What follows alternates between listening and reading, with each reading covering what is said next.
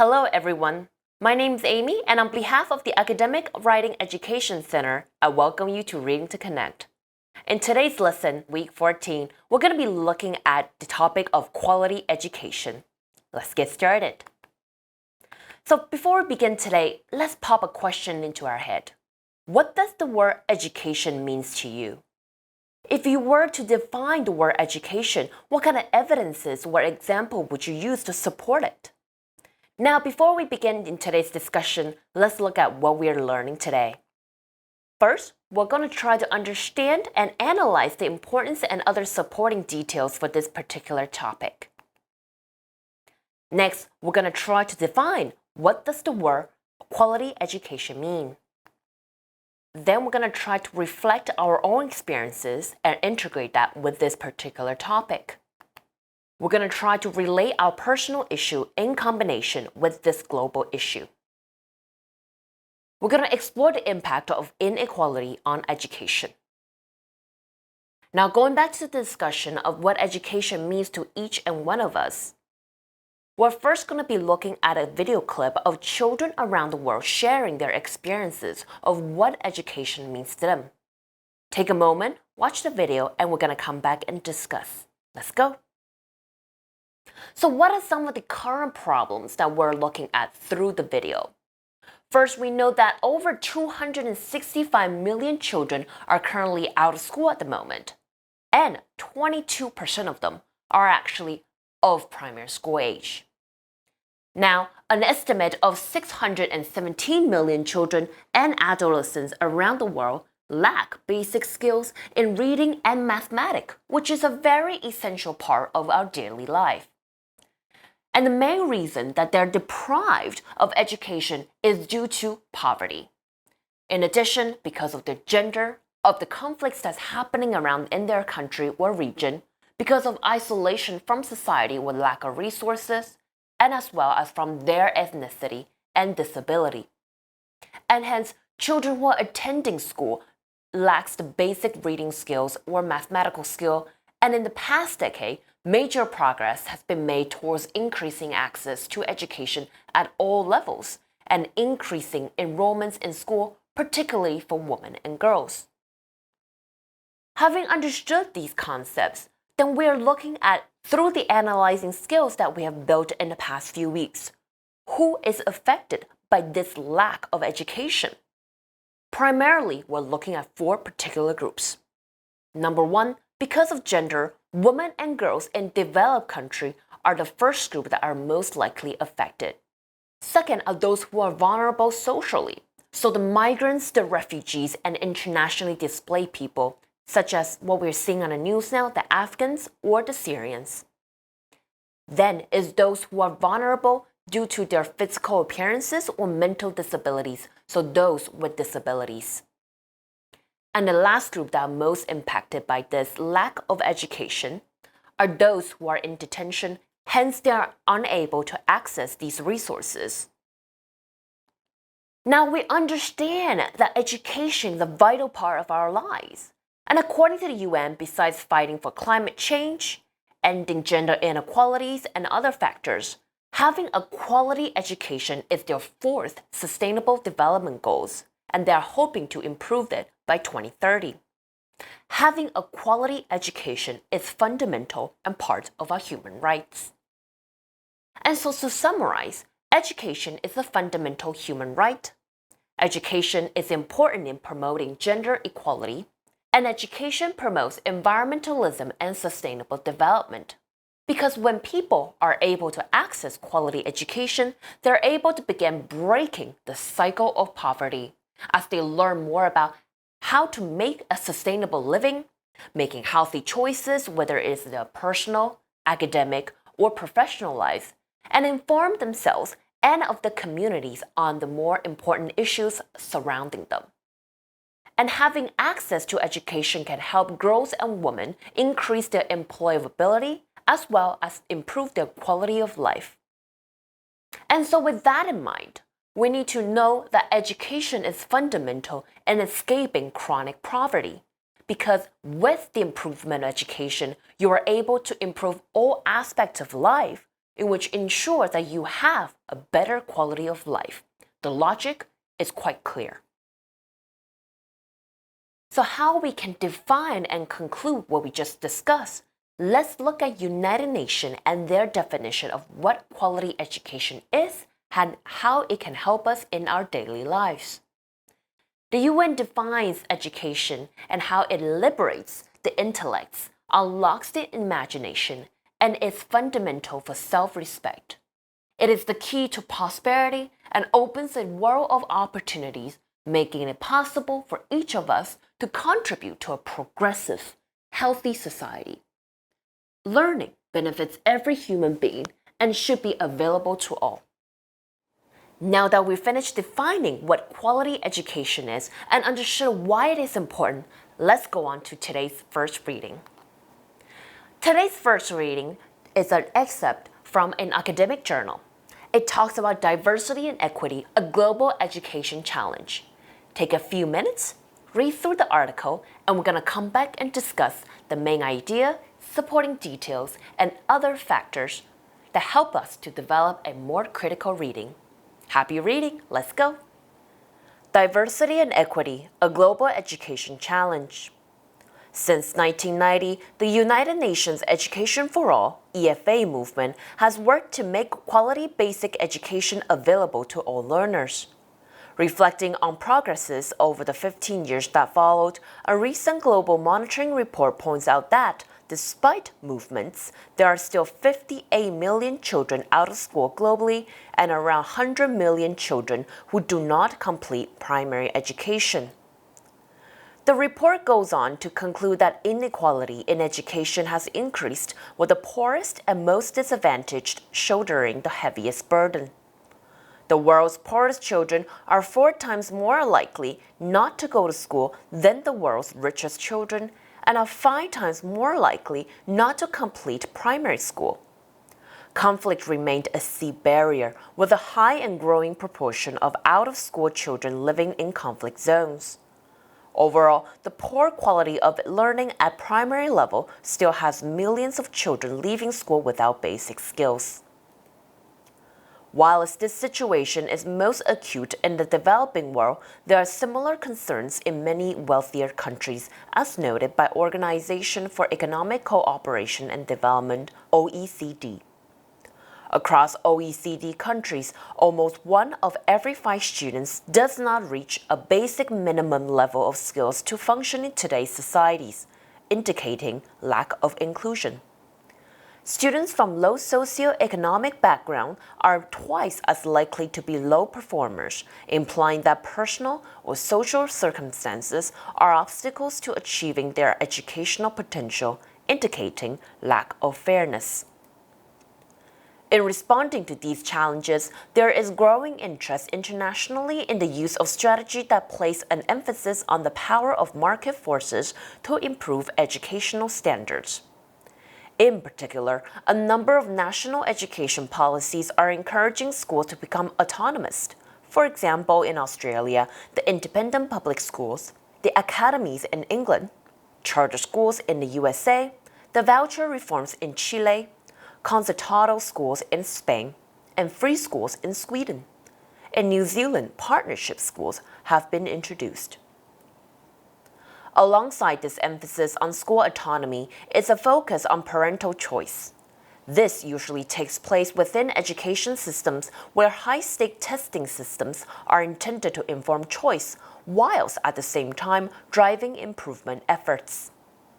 In addition, narrowly defined measures of effectiveness are used for purposes of accountability, implying that education is a private good rather than a public good. Such developments have the potential to open up possibilities to inject new energy into the improvement of education systems. On the other hand, there is growing evidence from a range of countries that they are leading to increased segregation that further disadvantage some learners, particularly those from economically poor backgrounds. So, for example, talking about the development of charter school in USA, Kallenberg and Potter suggest that they have led to increased segregation in school systems across the country. Other researchers point to similar patterns in Chile and in Sweden. Meanwhile, recent developments in England's second city, Birmingham, have illustrated the potential danger of so-called independent state schools being taken over by extremist elements within the community. There are, however, countries that have made progress in addressing the challenge of equity using a much more inclusive way of thinking rather than relying on market forces. The highest performing education system across OECD countries are those that combine quality with equity. Equity in education means that personal or social circumstances, such as gender, ethnic origin, or family background, are not obstacles to achieving educational potential, fairness, and that all individuals reach at least a basic minimum level of skills, inclusion. In these education systems, the vast majority of students have the opportunity to attain high level skills regardless of their own personal and socioeconomic circumstances.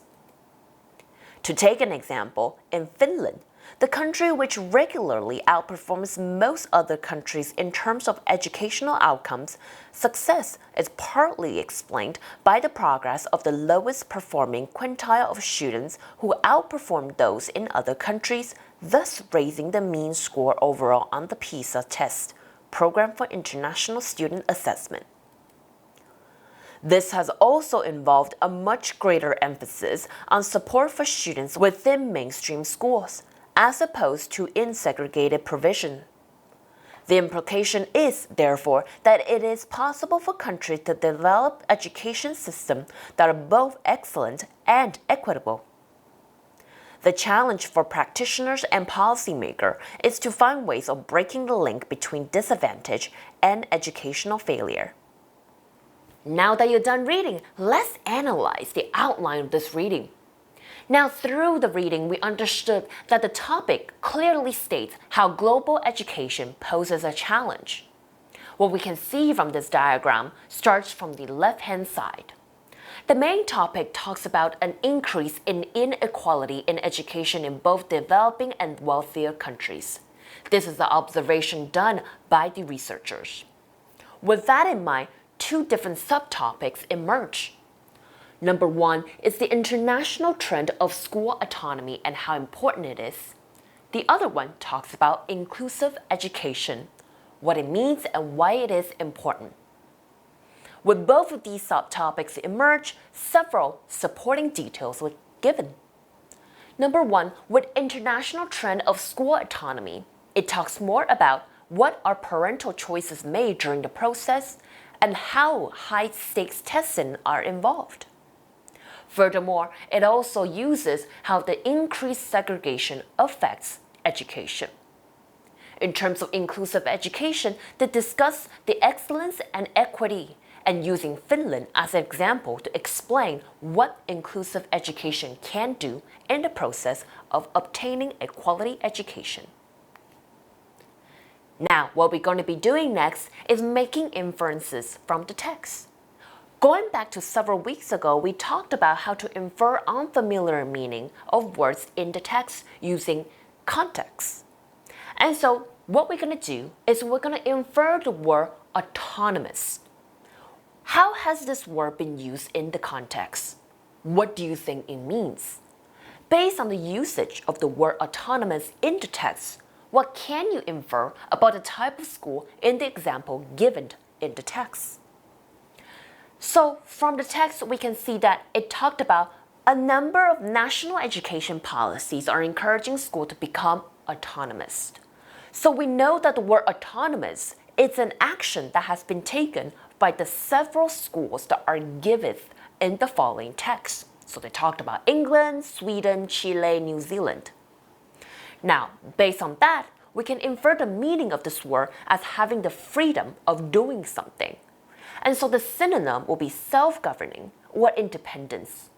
And now that we have discovered what the word autonomous and how it is used in the text, we can better discuss how international trend of autonomy and what role this particular factor plays in this text. We know that this particular trend is in response to the inequality in education, as well as its impact on market forces and its effect on school autonomy. Furthermore, this concept is used in the emphasis of parental choices, how it has an increased pressure on school testing systems, and using the idea that education has become a private good rather than a public good, and how it has increased segregation among different school systems. Next, what we're going to be practicing is how to draw a conclusion from context. With that, we're going to talk about another vocabulary, which is inclusive education. With that in mind, what does the author mean? What kind of things is the author trying to demonstrate by explaining the word inclusive education? And how does inclusive education differ from the concept of autonomous schools? And based on the text, we can understand that inclusive education means providing equal access to education, and the synonym will be embracing or without exception. The example they use to describe what inclusive education is using Finland. They talked about how Finland's success comes from focusing on the lowest quintile of students. It talked about emphasis from students within mainstream schools, as well as achieving both excellence and equity. With that in mind, we have a better understanding of what inclusive education is and what role it plays in this critical reading text. Now, let's talk about the pattern of organization. With pattern of organization, how we can utilize it in our critical reading is that by understanding what kind of pattern it uses, it helps us better to determine the attitude of the author, the perspective they're trying to gain, their logic, as well as their argument. So the first pattern we can determine from this particular text is that it is a purpose and compare and contrast text. So the purpose of this particular topic is to address inequality in education. And we are comparing and contrasting autonomous education and inclusive education. By comparing these two different methods or types of education, we can clearly see its distinction and the role it plays.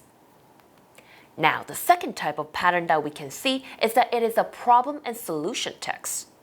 The problem is quite obvious, the inequality in education, whereas the solution can be the autonomous education or inclusive education, whichever one better fits the situation of that particular country. And so by fitting the text into two different patterns, there's different perspective and directions on where we can analyze this text in a more detailed, logical, and comprehensive manner. Now that we're done with the first text, let's look into the second one. Keeping children in school. In this particular text, again, it is an excerpt from academic journal. We're going to be looking at why it is important to keep your children in school and what factors are influencing them from not doing so. Again, take several minutes, read through the text, come back, and we're going to discuss. Happy reading! Keeping children in school. Education is a powerful means to reduce poverty and achieve economic growth. It empowers people, improves individuals' earning potential, promotes a healthy population, is a major determinant of democracy, and builds a competitive economy. Since the State of Education for All (EFA) campaign after the World Education Forum in Jomtien in 1990, remarkable progress has been made in getting young children in developing countries into primary education. However, still millions of children drop out of school at too young an age, shifting the problem from getting children into school to keeping them there.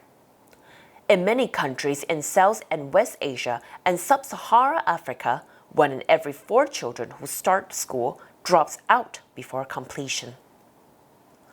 Children who leave school before they have finished the curriculum do not develop their potential to the fullest, and their country wastes scarce resources sorely needed. It is therefore of prime importance to get a better understanding of the factors that drive the decision to drop out of school in developing countries. Most research on dropout has been conducted in the United States and other highly developed countries.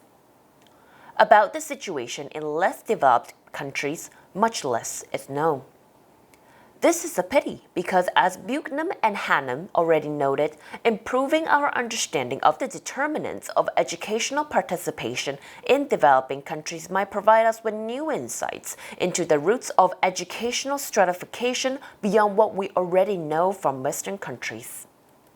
For example, there is evidence that in poorer countries, school characteristics are more important for educational achievement than in richer countries, and that in sub-Sahara African countries, growing up in a single mother family is less detrimental and sometimes even beneficial for children's education than in more developed regions. Past literature on school dropout has structured many factors that influence the decision to drop out of school in developing countries. One of the determining factors is culture. The local culture influences whether education is valued in general. In more modern areas, there is generally more impact of globalization, including value patterns that stress the importance of education and equality among the sexes. In urban areas, the state influence is stronger, and there might be more pressure on parents and children to stay in school than in rural areas. Culture also influences whether education is valued more for some children than for others. In more patriarchal cultures, investment in girls' education are expected to be lower, as women are supposed to remain in the private domain and not to engage in paid employment. Parents might also be more motivated to invest in their sons' education in cultures where sons are expected to look after their parents in old age. Rakin and Atash, for instance, found for Turkey that girls from patriarchal families are more likely to drop out. Therefore, it can be predicted that if the local culture is such that education is valued more relative to other options, children are less likely to drop out of school. Now we're done reading, let's come back and try to analyze this article. So the article is not long, however, it's slightly complicated. So let's break it down, shall we? We know that the topic talks about the importance of getting a better understanding of factors for school dropouts in developing countries. With that, there is two aspects to it. In page 2, we're able to see the rationale of this text, which is to gain insights into the roots of educational stratification. The supporting detail for this particular rationale comes in two. Number 1, what are the values of school characteristic? And number 2, what are the benefits of single mother families? Now, the other aspect of this particular topic is that it first reviewed a little bit of literature on the influencing factors for the decision made for keeping children out of school. The supporting details they gave are separated into two. Number 1 is the local culture, where there's differences for modern areas and urban areas. And in terms of patriarchal culture, which is another idea that they give into the factors that influences the decision of keeping children out of schools, are investments in boys versus the investment made with girls. Now, looking into the supporting detail of cultures as one of the determining factors, we're now looking into the concept of local culture and patriarchal culture into smaller details. So in terms of local culture, we can see that in modern area, education and equality among sexes are more common and accepted and practiced, whereas in urban areas, more pressure are made with parents and children due to the lack of resources, or whereas in urban areas, more pressures are made on parents and children.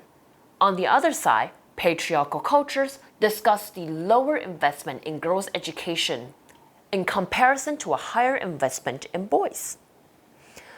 In conclusion, this text talks about how children are less likely to drop out of school if education is valued more in the local culture, and hence we can see that the ultimate reason or the root cause of perhaps children in less developed area to drop out of school is due to the influence of local culture. This is the inference that we can be making. And so having read these two different articles, what did they make you think of? What I want you to do next is to prepare for the following and bring it to class next time. Number 1, what does it mean to provide quality education, and what should it include? What kind of factors should it include? What kind of resources should it include? What kind of people should be involved? Try to think this question in a broader, more comprehensive sense. Next, do you consider the access to quality education as a privilege or human right? Now remember, there's no right or wrong answers. However, you must provide sufficient evidence for you to support this. Because by arguing for or against, again, there's no right or wrong answer, but you must ensure that your logic and your supporting data is sufficient to support your idea and your perspective. The third question I need you to brainstorm and try to research for it is that, do you think that education should be funded by the government entirely, or should people be privately funding their own education? Again, you may research, use examples from different countries, look at different education systems around the world and what policies, governments, or organizations are doing at the moment to support your claims. Next is more of a debate that you're going to be doing in class. And so what you need to do, again, is to research, ensure that you are equipped with sufficient data, bring them to class, and get ready for a debate. The debate question is as follows. Do you agree or disagree that education is fundamental to success? And when you have education, does that guarantee success? Now, those are tricky questions that you would have to really dig deep into your own personal experience, what you've seen, what you've researched, what you've learned, to ensure that you are able to communicate your ideas to your colleagues in your discussion in class. Now, at last, let's reflect on what we talked about today. Today, we looked at two different readings that both talked about education and how vital it is to our success and even just to obtain a regular livelihood. Now, think of your life. What kind of educations have you received? What kind of things have you learned, and how has that helped you during every moment of your life? With what we've seen today, we're quite fortunate to live in Taiwan, where it is a developed country with abundance of resources. How can Taiwan help? What do you think Taiwan can do to achieve the UN's Sustainable Development Goals? In today's lesson, I hope you've learned something valuable and that it has deepened your understanding of what is happening around the world and how you can help. I hope today's lesson has been valuable to you. I'll see you next week. Bye-bye.